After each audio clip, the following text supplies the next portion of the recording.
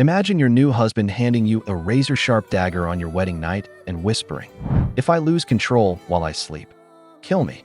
Amarion, monster-hunting knight who agreed to marry the most terrifying man in the Empire just to save her starving kingdom. Grand Duke Mort is known as the Walking Death. But when the bedroom doors finally close, he doesn't want her body. He wants her protection. He is cursed with a lethal, supernatural secret, and she must stay awake all night to guard him. But as the long, dark nights pass, this terrifying monster starts looking at her with absolute, obsessive devotion. Will she use the blade, or completely surrender to the beast? This is Sleepless Death. Amarion walks through the imposing, desolate estate, her solitary footsteps echoing in the cavernous hall. Her platinum hair seems to absorb the dim light, and her expression remains a mask of hardened duty. She approaches the throne, her gaze fixed and unwavering. "Amarion of Amari greets your highness," she announces, her voice clear and steady. The elder on the throne welcomes her, then gestures to the silent, dark-haired man standing beside him. "This is his grace," the old man begins, his voice carrying a heavy weight. "Grand Duke Mort." Amarion's eyes widen just a fraction. Amarion's thoughts crystallize as she stares at the man before her. Victor Mort, a man known across the land by a far more chilling title, the Walking Demise. His formidable reputation reaches even the barren northern edges of her own kingdom. She remembers the weary soldiers, huddled together and sharing stories of the ruthless swordsman whose passing left nothing standing. They spoke his name in hushed tones, their voices a mixture of profound admiration and deep-seated fear. To her, he had always been a myth, a distant legend, until this very moment. She never thought she would face him in person, and she certainly never imagined he would be so beautiful. As the king proudly introduces her as the finest knight in their kingdom, a flustered Amarion tries to correct the grand statement. From the throne, Mort's piercing golden eyes study her, and he asks if she knows how to wield a sword. She simply says she knows enough to protect herself. He rises from his seat, a towering figure in buckled boots. He states his name, Victor Mort, and announces that he has a proposal for her. Amarion's thoughts swirl as Mort draws near, his steps silent and heavy, like walking through deep water. He stands before her, an imposing shadow of a man, and presents a proposal so absurd it feels like a fever dream. The most feared man in the land, the Walking Demise himself, looks down at her and asks an impossible question. Will she marry him? As she stands frozen, he lays out his terms. In exchange for her hand, he will grant her the position of the Empire's finest raider. This is what a marriage can be, a rushed vow before a lone bishop, no family present to bear witness. As they depart, Mort's voice is low and practical, telling her to leave behind anything unimportant. It will be brought later. Amarion gazes at him, feeling she has nothing to her name but a rough, exhausted body. They leave in the pre-dawn gloom, and she is led to a separate carriage. A strange thought flickers through her mind, but she dismisses it. The dowry he promised, enough to feed her suffering people for years, is the only thing that matters. Amarion's resolve crystallizes as she accepts his proposal, crushing every doubt flat. Her golden green eyes glisten with unshed tears, but she forces the emotion down. It is fine, she thinks. For that much money, she will face whatever comes. A memory flashes through her mind, her own defeated form lying in the snow after a brutal clash. What is walking into the jaws of fate when her life has brushed against it from the very beginning? For her people, she decides this ultimate sacrifice is worth making. An attendant leads Amarion to a humble room, apologizing for its simplicity. He explains that his grace will be in a separate chamber, urging her to rest easy. Amarion stays silent, her golden green eyes wide with unspoken questions. As the journey continues, a chilling unease settles over her. Her husband remains unseen, and the staff, though polite, avoid her gaze.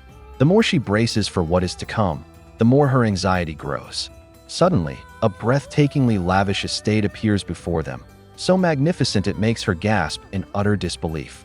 Amarion stands in stunned silence, her mind reeling at the impossible luxury surrounding her. Maids line the grand entrance, welcoming their master and his new bride. Mort turns to her, his handsome face drawn with a deep fatigue that she does not understand. His glowing golden eyes meet hers. "Come with me," he says softly. She follows him through the magnificent halls, the grandeur making her feel small and shabby in her simple dress. She feels a crushing sense of inadequacy, convinced a place like this could never suit her. He stops before an opulent bedroom and declares, "This will be the room you and I use." Amarion's gaze sweeps across the room, taking in the polished suits of armor and ducal banners. It feels less like a bedroom and more like a knight's private quarters. Mort's voice, low and somber, cuts through her thoughts. He explains there is only one thing she must do for him. "Stay by my side when I sleep," he says, his golden eyes fixed on hers. The atmosphere suddenly feels heavy, charged with a dark energy. He then reveals the chilling condition. "Except, you must stay awake." Amarion's breath catches. "Stay awake? Even at night?" Mort confirms her duty. "Yes, stay awake and watch over me." He turns and retrieves a heavy, ornate sword from a display on the wall. The dark blade is thrust into Amarion's hands, its cold weight settling with a grim finality. His glowing golden eyes lock onto hers, a deep solemnity in his gaze. He gives her a chilling permission. If his curse becomes too much to bear, she may permanently subdue him. He assures her he will not resent it. Amarion's breath hitches, her eyes wide with disbelief and shock. Grand Duke Mort's gaze is solemn as he delivers his chilling command. She is to keep her eyes open and stand guard over him. Amarion's hands clench around the hilt of a massive, ornate sword, the immense weight of her duty settling in her heart. He steps closer, his voice low and serious, granting her permission to end his suffering if the burden becomes too much to bear. He assures her she will face no consequences. Ignoring his servant, Mort orders the banquet canceled and the manor sealed before announcing he is going to bed, leaving Amarion in stunned silence. In the quiet of the grand bedchamber, Amarion sits sentinel beside the sleeping Grand Duke Mort. A memory surfaces of her asking why he needed this of her. His answer was as ominous as it was vague. She would understand the moment he drifted off. He warned her never to close her eyes, not if she wished to see the sunrise again. His words repeat in her mind, a stark command to stay on guard and draw her weapon if necessary. All the wild rumors she once dismissed, that he was a dragon, a vampire, now seemed terrifyingly plausible. The long night wears on, and Amarion's head droops with exhaustion as she fights to stay awake. The ornate sword in her lap is a heavy, grim reminder of her solemn duty. Suddenly, she senses a change in the room. Her eyes snap open to find Grand Duke Mort awake, his piercing golden gaze fixed upon her. He rises from the bed without a sound, crossing the room to retrieve another sword from its place on the wall. Confusion and alarm seize Amarion. "Lord Mort?" she asks, her voice barely a whisper. Her knuckles turn white as she tightens her grip on her own blade, her heart pounding with uncertainty. Grand Duke Mort unsheaths his sword, the polished steel gleaming in the dim light. Before Amarion can process his intent, he lunges forward. Her eyes widen in shock. "My lord," she cries, instinctively raising her own blade to defend herself. Metal rings sharply as their swords clash, locking them in a terrifying standoff. A cold dread washes over her as she stares into his face. His gaze is hollow, his movements dull and delayed. Is he still asleep?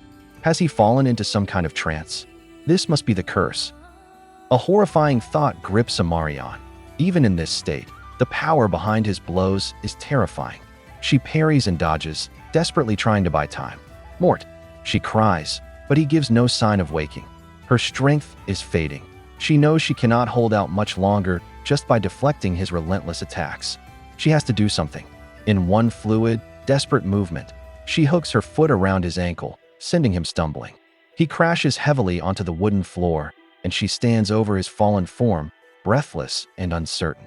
Amarion pants, her wide, golden green eyes fixed on Grand Duke Mort's unmoving form. A wave of panic washes over her as she looks at him, sprawled on the floor. What has she done? She threw her entire weight into the takedown without thinking, acting on pure instinct. A chilling thought freezes her in place. What if she seriously wounded him? The fear is a physical barrier, rooting her to the spot. She cannot bring herself to step forward, to check if he was still breathing.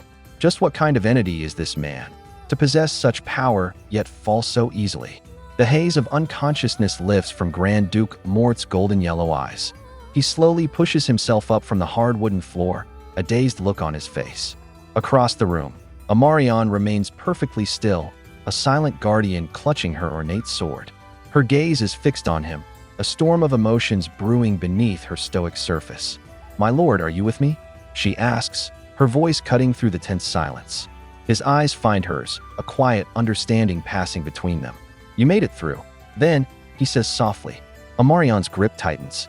"Would you have preferred otherwise?" Grand Duke Mort dismisses her concern with a soft voice, admitting he was simply caught off guard. Amarion flinches, her grip tightening on the sword as she stares at him, her mind racing. A heavy silence hangs between them. He rises slowly, his golden eyes filled with an unreadable emotion. "You have been through a great deal tonight," he says, his voice gentle. "I will take my leave. Get some rest." He turns and walks away, leaving her standing alone. The ornate doors click shut behind him, and the sudden, crushing silence of the vast room descends upon her. The tension finally breaks, and she collapses onto the bed. Bright sunlight streams through the grand window, stirring Amarion from a deep, heavy slumber. Her eyes flutter open, dazed as she realizes the sun is already high overhead.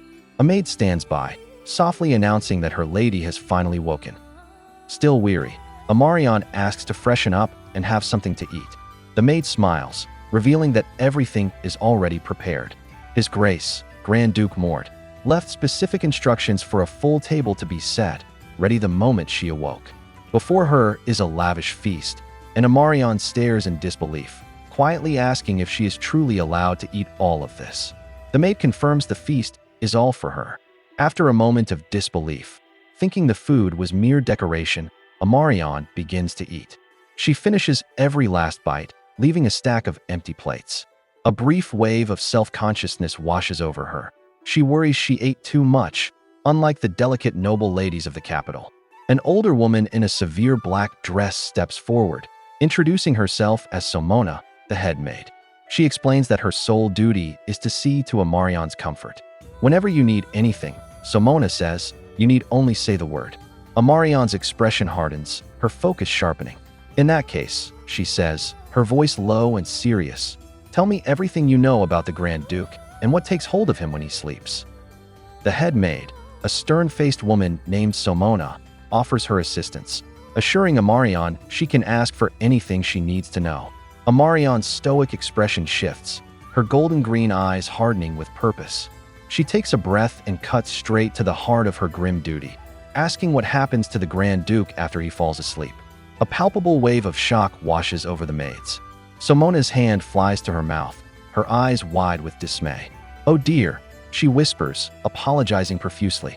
She stammers that she had simply assumed Amarion was already informed, admitting the subject was not something they felt comfortable discussing so casually. A calm understanding settles over Amarion's features. She assures the maid she understands. She is simply curious about the cause. With a heavy heart, Somona begins her somber tale. Grand Duke Mort fought through a grueling war, witnessing unspeakable tragedies beyond imagination.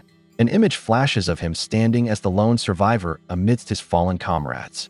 Somona explains that the relentless nightmares from the front lines warped into a physical affliction. Now, his body relives those battles, swinging a sword in his sleep, a prisoner to the memories that haunt him. Somona's voice is heavy with sorrow. She explains that on the battlefield, his knights could restrain him, but such a life was impossible within the manor. After months of enduring this torment, he sought a different solution. "He brought you here, my lady." The words strike Amarion with a sudden, dawning horror. Somona admits they foolishly assumed she already knew how to keep him from his volatile episodes. Amarion asks why they did not just hide the weapons. The head maid's expression fills with despair.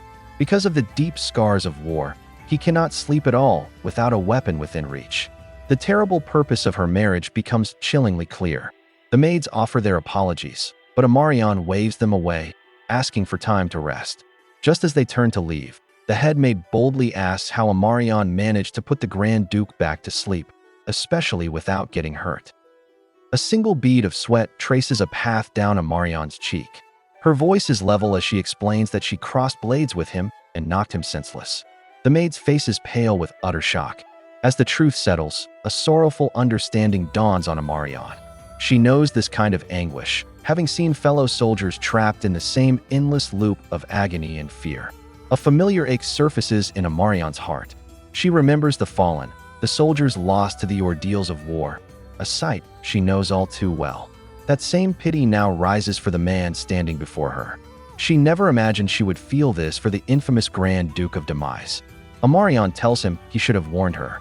Mort's gaze falls, confessing he feared she would run away. She looks up at him, her voice laced with resignation, and asks where she would even go. His concern shifts to her, noting it must have been difficult to handle him. A flicker of worry crosses her face as she asks if he is all right, admitting she struck him with all her strength. Mort dismisses her concern with a chilling calm, his golden eyes fixed on hers. He tells her his well-being is of no consequence. Her only duty is to make it through the night. His words are like ice, extinguishing the last embers of her pity. She watches him, wondering if his own suffering has worn him down so much that he has no empathy left. Lying back against the pillows, he urges her to sleep, assuring her he never wakes twice in one night. As he drifts off, Amarion stands guard, her stoic resolve hardening once more. The silence of the grand chamber stretches on as Amarion begins her nightly vigil. She sits in a chair beside the bed where Mort sleeps, her ornate greatsword resting across her lap. With a weary sigh, she gathers her long, platinum hair, tying it back, her movements efficient and practiced. Suddenly, a shadow lunges. Mort is upon her in a flash, a dark blade slicing down. Instinct takes over. Amarion's sword rises in a silver arc, meeting his with a resounding clang that shatters the quiet. Her eyes fly open, wide with disbelief. He promised. With every last ounce of her strength, Amarion sends Mort reeling back with a powerful kick. He crumples to the floor, still once more. She kneels, leaning heavily on her sword, the adrenaline draining away to reveal a deep, aching weariness. A terrible worry fills her heart. She cannot keep striking him like this, lest the harm become permanent. After returning him to bed, she settles on the cold floor beside him, her sword a grim comfort in her arms. Exhausted, she closes her eyes, wondering just how long she can endure this impossible duty. A bleak thought settles in Amarion's heart as she sleeps on the cold floor. A gentle voice stirs her from the shallow rest. "Wife." Her eyes snap open. Grand Duke Mort is awake, leaning over her. His golden eyes, so fierce just hours ago, are now soft with concern. He gently touches her shoulder and asks, "Did you sleep like this?" Amarion clutches her sword, stunned. How can he look so utterly confused when he is the cause of all this? Amarion's wide, golden-green eyes stare up at him, her hands still clutching the sword. Grand Duke Mort's voice is gentle, a stark contrast to the night's ordeals. He seems relieved, remarking that at least she managed to get some sleep. "Yes, Your Highness," she whispers, her mind reeling. He rises from the bed, suggesting they have breakfast together before he goes to summon the maids. As he walks past, his fingers lightly tap the flat of her blade. Amarion watches him go, completely bewildered by the jarring shift from monster to husband. Amarion gazes upon a long gallery of portraits, a painted history of the Grand Ducal House of Mort. The immense power and wealth of a lineage as old as the Empire itself seem to press down from the walls. A bitter memory surfaces, her own Spartan home, where they could never afford a single portrait and burned whatever they could find to survive the biting winters. She immediately dismisses the thought, scolding herself internally. It is shameful to stand before the departed and feel such a sting of envy for what they had. Amarion's thoughts drift to the long, martial history of the Mort family, a lineage that has served the Empire by the sword for generations.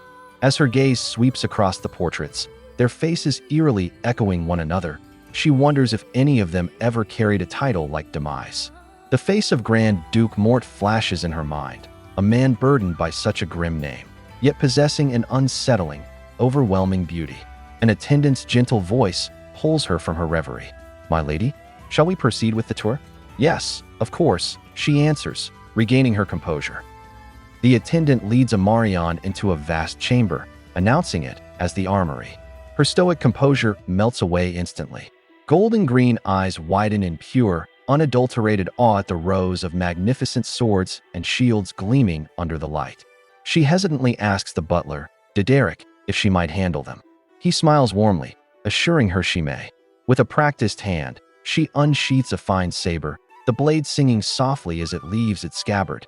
Dagger explains the Grand Duke instructed him to let her claim any piece that appeals to her, a personal gift. Amarion's mind whirls with suspicion as she holds the saber. Why would Grand Duke Mort grant such freedom to a near stranger? A knight's discipline takes over. She must not abuse his generosity. Dideric observes that the armory captivates her far more than any jewels or gowns. She quietly agrees, admitting a blade is something she understands, unlike finery. He then mentions the maid's whispers of her extraordinary skill, insisting it is true, as few knights can last against the Duke. A grim thought completes her understanding. That is only when he is in his right mind. An attendant suggests they continue to the gardens, but Amarion suddenly stops. The butler turns, a question in his eyes. "My lady?" Amarion looks away, explaining that the smell of something delicious caught her attention. She sits before a lavishly set dining table, her hand gently brushing against a loaf of warm, fresh bread. Her heart aches with a forgotten feeling. More than rare jewels or the finest silks, this is true treasure. The simple joy of eating food that is not frozen solid makes her genuinely happy. And yet, that happiness brings with it a strange, quiet sorrow. A deep voice cuts through her reverie. Grand Duke Mort stands nearby, his golden eyes fixed on her as he asks if she has already eaten. Amarion turns, momentarily startled by his presence, and confirms that she just finished her meal. A flicker of genuine disappointment crosses his features. "That is unfortunate," he murmurs, his gaze holding hers with a surprising intensity. "I had hoped we might share a meal." The simple, almost vulnerable admission leaves Amarion stunned. He wanted to eat with her? She hesitantly asks if he would prefer she wait for him from now on. A gentle hope softens his expression as he leans in slightly. "Would you? Starting tomorrow?" he asks, his voice earnest. Meeting his gaze, she agrees. If that is what he wishes, then she will. A soft smile graces Grand Duke Mort's lips as he promises to return early for their meal. But his simple kindness sends Amarion into a quiet panic. She thinks to herself, convinced she must have struck him too hard. She desperately asks a maid for directions to the library. Later, Mort finds her on a sofa, completely absorbed in a book. "Were you reading?" he asks gently. Startled, she explains she borrowed a few books. "Borrowed?" he echoes, leaning closer. He insists everything in the house is now hers to use as she likes, his gaze dropping to the cover. "What has you so engrossed? Anatomy? Pathology?" Flustered, Amarion clutches the book to her chest and insists it is nothing of the sort, urging him to lie down. Shifting the topic, Grand Duke Mort gently asks if she is adjusting to the manor. He speaks of his northern castle, where endless winters give way to beautiful snowfields. The mention of a long winter strikes a chord with Amarion, a bittersweet reminder of her own harsh homeland. Mort's golden gaze softens as he makes a quiet promise.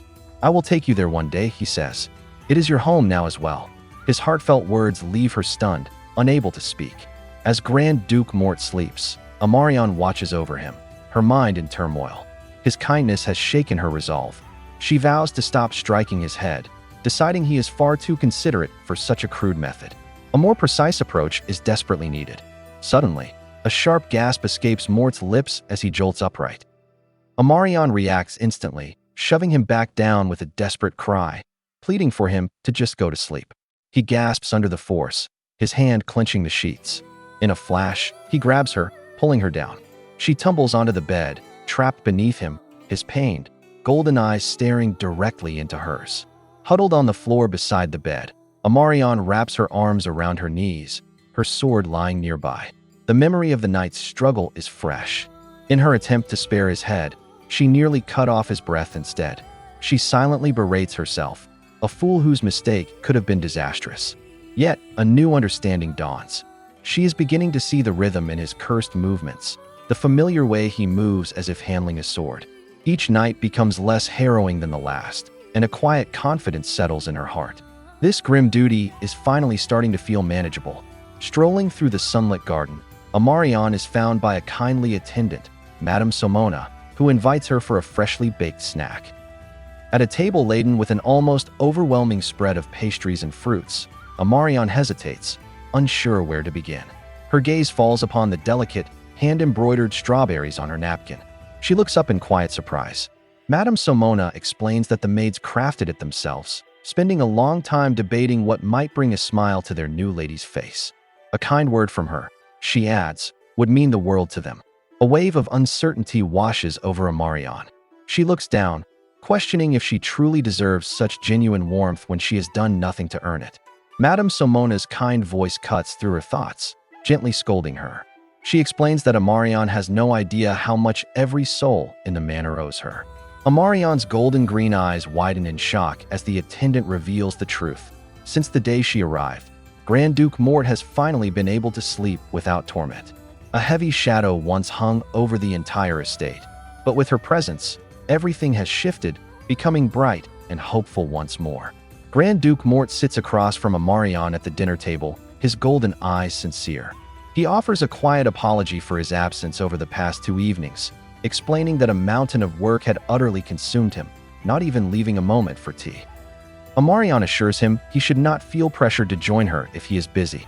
Mort's gaze shifts, a hint of concern in his voice as he wonders aloud if she actually prefers dining alone. The question catches her completely off guard, and she stammers a quick denial. Relief visibly softens his features, and he gently encourages her to eat. A profound warmth spreads through Amarion as she sits at the lavish dinner table. The food is plentiful, the servants' smiles are genuine, and sharing small stories with Mort over an unhurried meal is deeply comforting. She is beginning to see that he is a far different man from the one who first stood before her. And yet, she can never forget the terrifying truth. Even when darkness clouds his mind, his body remains that of a seasoned warrior, moving with lethal precision as he strikes down at her in the dead of night. Amarion gazes at the sleeping duke, her heart heavy with the truth.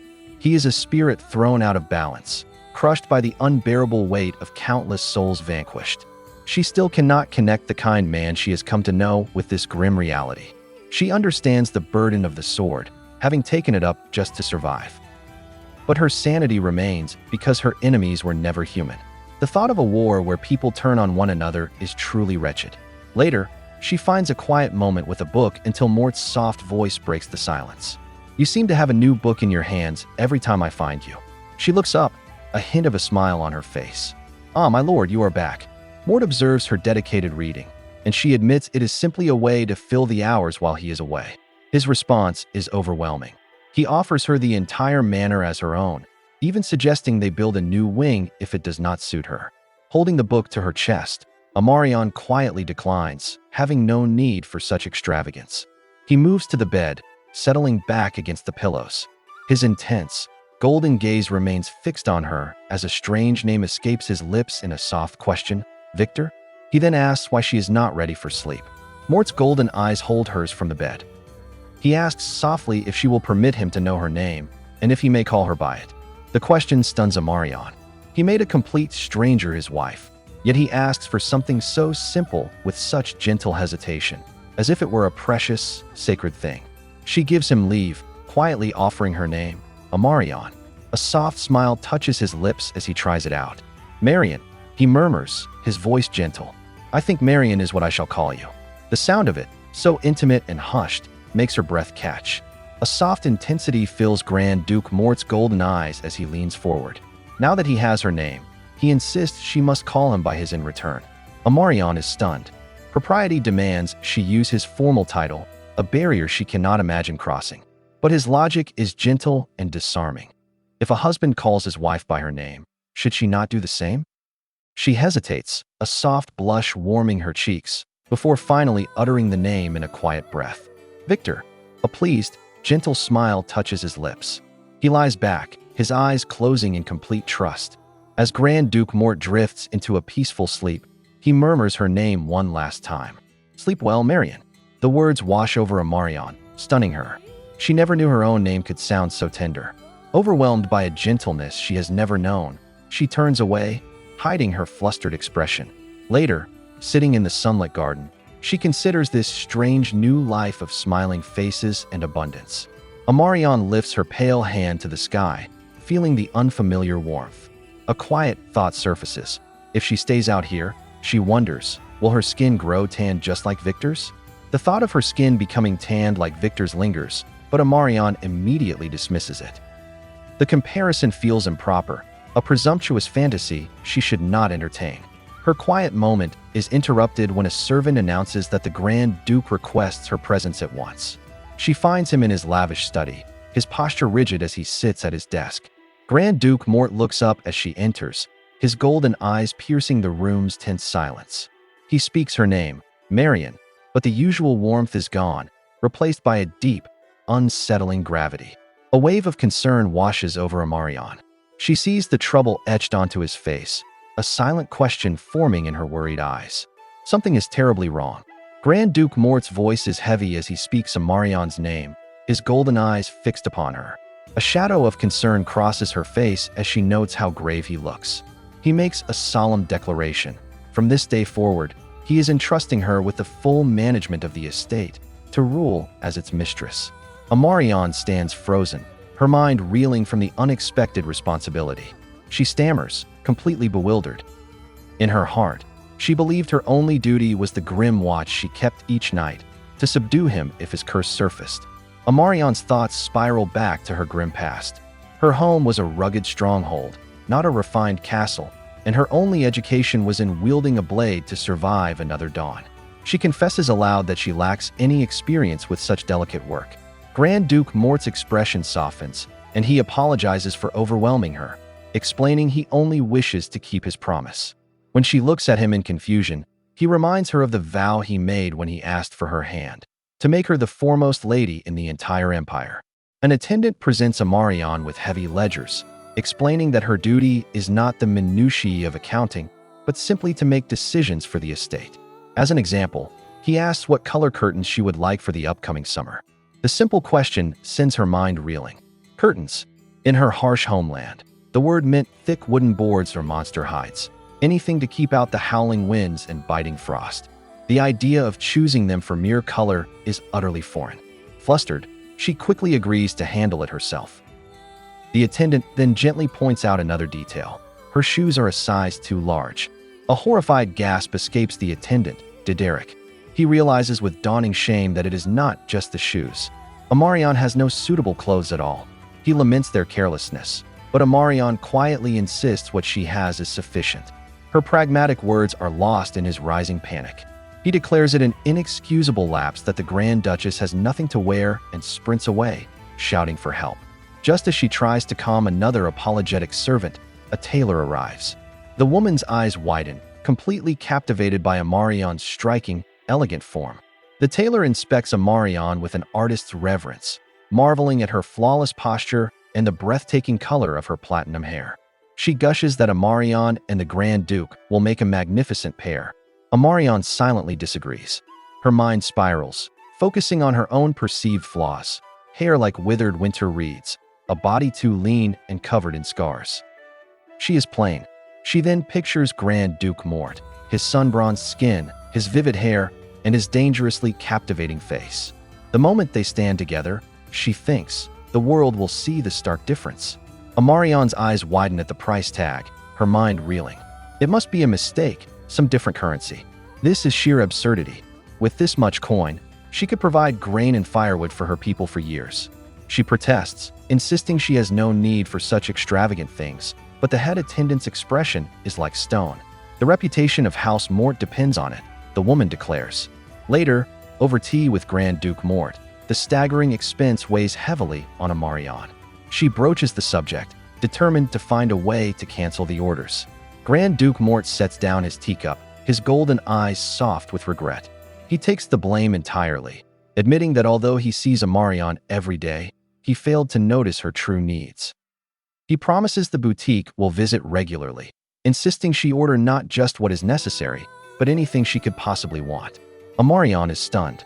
She tries to explain her stark upbringing on the frontier, a life of cold rations and clothing made from monster hides. Quietly, she insists that what he has already provided is more than she ever expected. Mort looks away, a shadow crossing his handsome features. Another error in his judgment. Grand Duke Mort's golden eyes are clouded with regret. He admits his attempt to buy her happiness with extravagant gifts was nothing but his own arrogance. Amarion looks at him, an idea forming. She asks for a small favor instead, to spar with her during the day. Mort is stunned. It is only natural, she explains, that she should want to understand the nature of the blade that defeats her every night. A soft, genuine smile warms Mort's face as he agrees, thanking her for the request. As he walks to his chambers, Amarion marvels at his transformation. The candlelight flickers as Amarion keeps her nightly vigil, sword held upright as Grand Duke Mort rests beside her. She reflects on his unexpected tenderness, a gentle side that always manages to catch her off guard. Despite this, she finds herself holding back, letting the moments to speak pass until her words stay buried. As she watches over his peaceful form, a soft thought escapes her, a wish for him to sleep well, calling him Victor.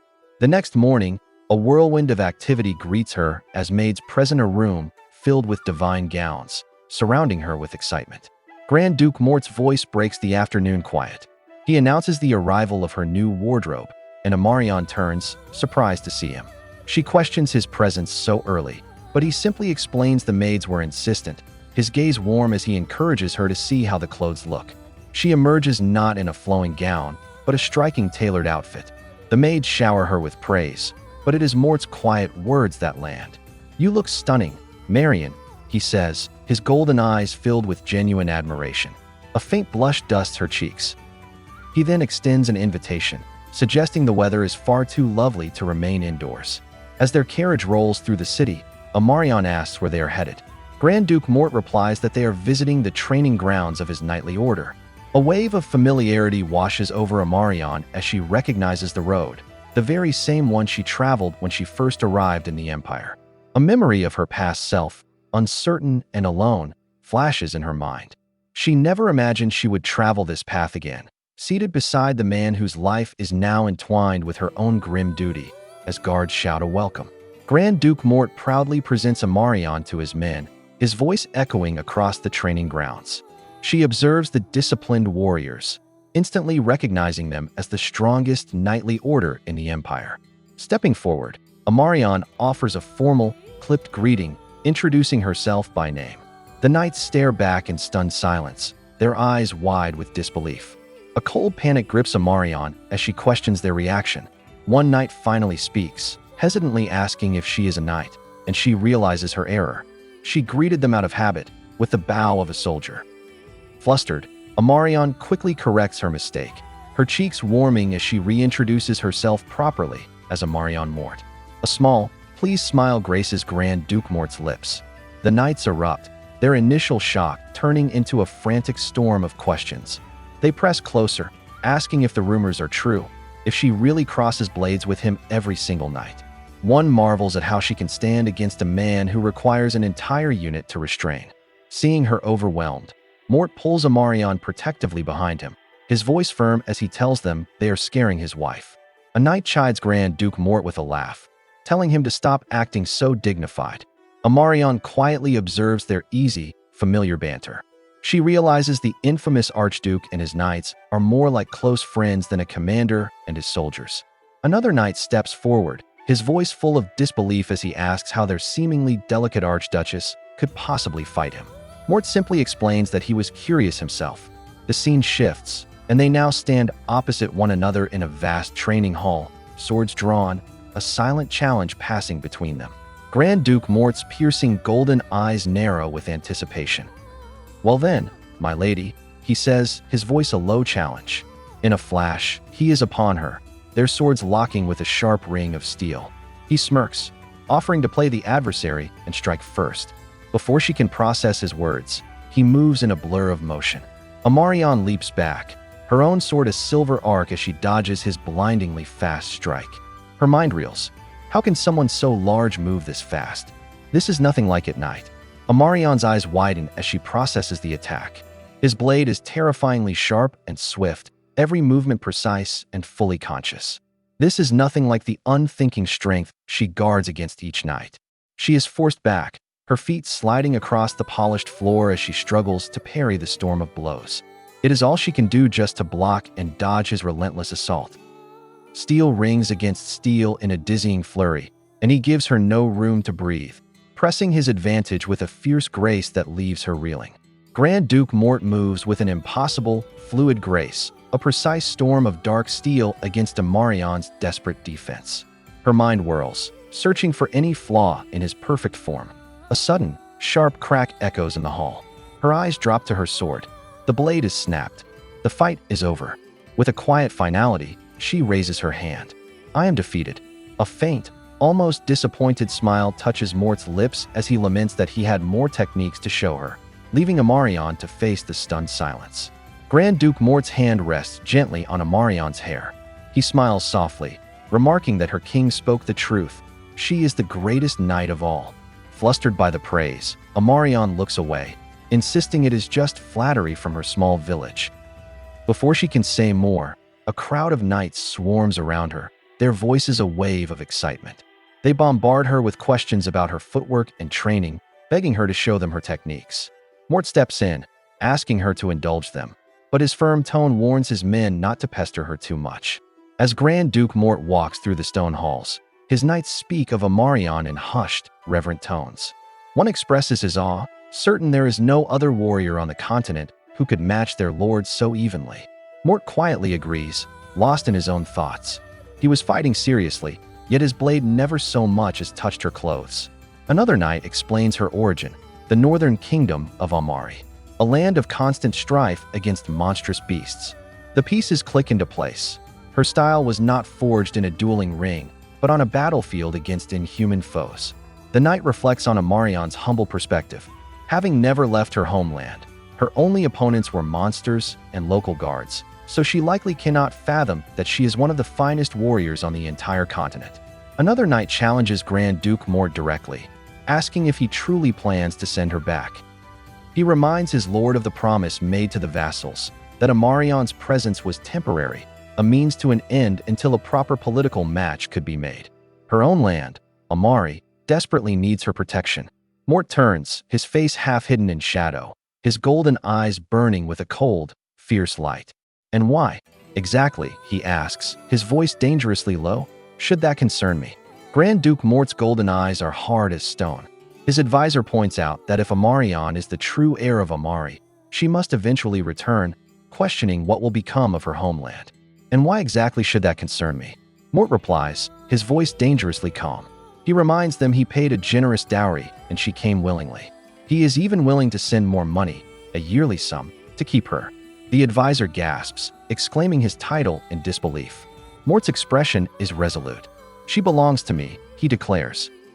She is the first person I have ever met who can stand as my equal in a fight. Grand Duke Mort's thoughts drift to his first impression of Amarion. He recalls seeing a woman with hands so rough they barely seemed noble, with hardly a trace of a lady in her appearance. And yet, her posture stood perfectly straight, her thin arms never wavering. Above all, it was her gaze, impossibly sharp, clear, and fierce. He knew in that instant she had to be an exceptional swordswoman, but he never imagined she would be such a rare gem. A faint, determined smile touches his lips. His decision is absolute. He will not send her back. While Amarion enjoys a quiet moment reading on a garden bench, an advisor approaches with news. The social season is nearly upon them. A flicker of uncertainty crosses her face as she asks if she is expected to attend the noble parties. The advisor confirms she must, as she is the new Grand Duchess. He explains that with House Mort being the Empire's only Grand Ducal house, she will outrank everyone. Amarion's eyes widen, the weight of this new responsibility crashing down. Desperate, she asks if she can simply remain silent, but he gently refuses. A final, hopeful question escapes her lips. Will Grand Duke Mort be there too?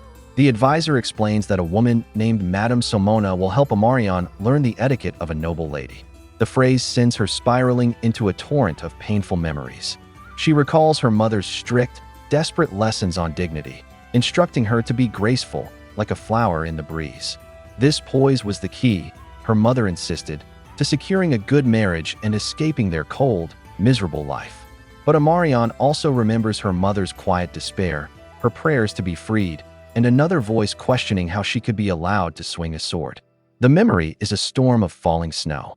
A younger Amarion tries to shield the knights from her mother's wrath, insisting she beg for the training. But her mother's voice rings with terror, reminding them that their land is a place where a lady could be taken by goblins just by stepping outside. The sheer weight of it all makes her collapse into the snow. Amarion recalls that after that day, the lessons stopped forever. Rain now lashes the grand castle windows. Noble lady etiquette, she muses. From behind, Mort's gentle voice agrees, calling it the most intricate and delicate world. Mort's voice is soft as he assures Amarion that a rough imitation will do. He tells her she does not even have to pretend if she does not want to, because no one would dare criticize the Grand Duchess. But Amarion's expression hardens. She cannot allow that. Her mind flashes with an image of him in armor, the greatest knight on the continent. Now, she truly understands his power and the weight of his title. She cannot stain that honor. "I will do my utmost," she declares. The more she thinks of his strength, the more her heart aches. Perhaps his very strength is the reason for his curse, forcing him to wander a living nightmare in his dreams every single night. Amarion sits, holding a dagger, wishing she could study medicine to truly help him. Instead, she is buried in etiquette manuals. Mort's soft voice startles her. He smiles, telling her she looks just like a wildcat. Before she can process the strange compliment, he swiftly leans in close. He murmurs how she is curled up so small, watching him with those sharp eyes, poised and ready to bare her claws at any moment. His hand gently lifts her chin, his touch sending a jolt through her. He notes that her cat, Victor, also has yellow eyes. Mort pulls back with a faint smile, remarking that they have more in common than he thought. As rain lashes against the castle walls, his voice is a soft request, asking her to put him to sleep again. Amarion takes her post, her heart still racing. She reflects on how different they are. His eyes are dazzling and intense like the midday sun, while hers are a dull, hazy shade of evening moonlight. Amarion stands watch, her heart heavy with sorrow. They are nothing alike. She knows that in a little while, his beautiful, sun-like eyes will lose their focus again, just as he does every night. A sudden tremor runs through his body as he begins to wander the desolate darkness of his dreams. The sight is heartbreaking, reminding her of a childhood lullaby about a weeping star, sung to her when she shivered in fear during winter storms. Looking at Mort, she sends out a silent prayer for him to find a deep, dreamless sleep, if only for a moment. The memory of a lullaby lingers in her thoughts, a gentle wish for it to wrap itself around this man. A soft voice cuts through the quiet, asking if she is awake. Amarion's eyes flutter open. Mort is already sitting up at the edge of the bed, the morning sun casting a glow on his bare torso. She jolts upright, completely startled. He glances back at her, his expression calm as he remarks that she rose early. Amarion can only stare, her eyes wide and a blush spreading across her cheeks, caught off guard by the unexpected sight. Grand Duke Mort softly remarks that she woke up early. Amarion's eyes widen, flustered to find him still in the room and only partially dressed. He explains that he waited because he wanted to speak with her. Her mind races, questioning why he would stay just for that. "Stand up for a moment," he requests gently. Before she can fully react, he slips on a robe and, in one swift motion, sweeps her off her feet. Amarion gasps, instinctively clutching his chest as he lifts her effortlessly into his arms. Held securely in his arms, Amarion's eyes dart around in a fluster. Her hands instinctively fly to the tie on his robe, fumbling with the knot. Grand Duke Mort watches her, a faint smile on his lips as he playfully asks if she thinks he is wearing a corset. Mortified, she tries to undo her mistake, but he gently catches her wrist. "Victor," she breathes, startled by the contact. He leans in, his gaze intense. "What?" he murmurs, reminding her that she was the one who reached for his hand the night before. Her heart hammers in her chest. This man, he is the only one who rattles her more than facing down a horde of orcs. A handsome, red-haired man greets Amarion, introducing himself as Cults of Denion. He drops to one knee, pressing a formal kiss to her hand. Flustered by the gesture, she quickly urges him to rise. He remarks on her weary appearance, and she admits she has been preparing for the social season. An older attendant steps forward, explaining he has asked Sir Cults to serve as her personal escort knight. Amarion's eyes widen in disbelief. The attendant calmly clarifies that a lady requires an escort, and Sir Cults, a senior officer of the Mort Order, was chosen for her. The attendant proudly declares Sir Cults one of the Empire's most regarded knights, the perfect escort. Cults smiles wryly at Amarion, jesting that with her legendary skill, he is the one who will truly be under her protection. Brushing aside her flustered state, he boasts that he can still boost her reputation, as he is quite popular with the ladies. He strikes a dramatic, charming pose, expecting to dazzle her. Instead, Amarion and her attendants simply stare, their faces completely blank and unimpressed. His confidence wavers. "You seem unconvinced," he murmurs, deflated. During a dance lesson, Amarion flushes with embarrassment, apologizing as she steps on Sir Cults' foot yet again. He smiles warmly, telling her not to worry and praising her quick reflexes. Leaning in, He offers some unorthodox advice, explaining how a tug on a lady's sleeve is a secret invitation to the garden. While her attendant gasps, scandalized, Kaltz calmly continues his lesson. He reassures them that no one would dare make an improper advance on the Grand Duchess of Mort. After all, he murmurs, she has a husband akin to a dragon. The words strike a chord within Amarion, and a soft blush warms her cheeks as she understands his profound point. Amarion's days become a relentless march. She spends mornings with tutors learning proper conduct and afternoons with Sir Kaltz, mastering the intricate steps of ballroom dancing. At night, her duties shift dramatically as she trains with her sword, her focus sharp and deadly. There is no rest. And yet, after a lesson, her attendants clap with glee, their faces bright with admiration. They tell her she was magnificent, absolutely flawless. Her movements, they exclaim, were as elegant as a swan's. Amarion touches her neck, a soft, small smile gracing her lips. Their warm and generous praise is both embarrassing and genuinely heartening, making it impossible for her to ever slack off. As she continues her dance lesson, Amarion's resolve hardens. If she keeps working this hard, she thinks, perhaps she can become a wife truly worthy of standing at Mort's side. Lost in the vision of him in his gleaming armor, she stumbles, stepping squarely on Sir Kaltz's foot. She gasps, apologizing profusely, but her mind is elsewhere. Suddenly, an attendant's voice rings out, "Victor." Grand Duke Mort descends the grand staircase, his presence commanding the room. He stops before her. "Marion," he says, his golden eyes soft. "You look far more beautiful than usual today."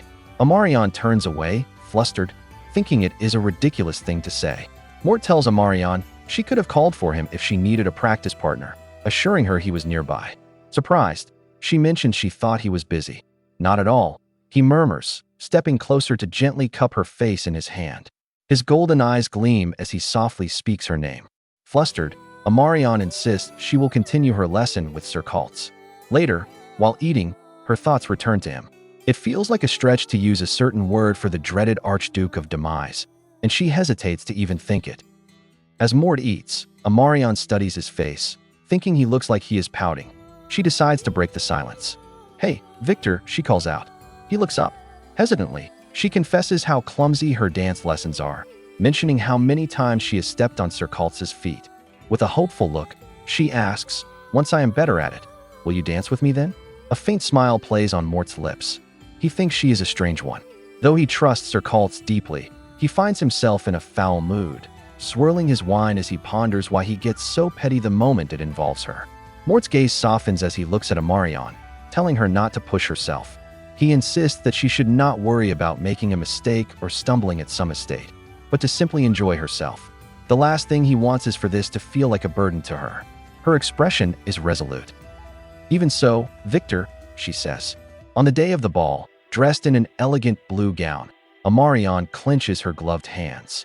She is determined to be the perfect noble lady, so she will never be the one thing that brings shame upon his name. And that wraps up this part. If you watch till the end, you're a legend, and I truly appreciate you. These videos take late nights, focus, and passion to create, so knowing you're here makes it all worth it. If you enjoyed the ride, love the drama, or just live for epic manhwa like I do, hit that subscribe button and turn on the bell because the next dark twist, it's coming faster than you think.